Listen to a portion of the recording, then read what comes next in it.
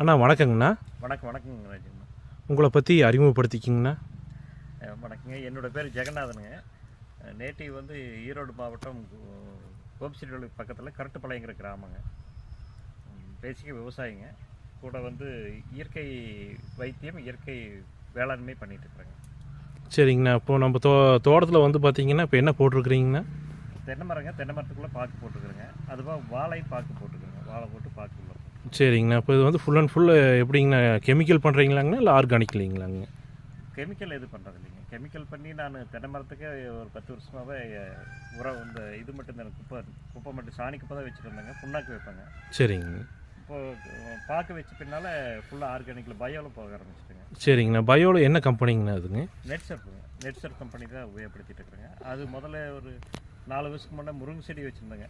சரிங்க. அதுக்காக வாங்கி உபயோகப்படுத்தி பார்த்தா ரிசல்ட் நல்லா இருந்ததுங்க. சரிங்க. அப்புறம் ரொம்ப அதாவது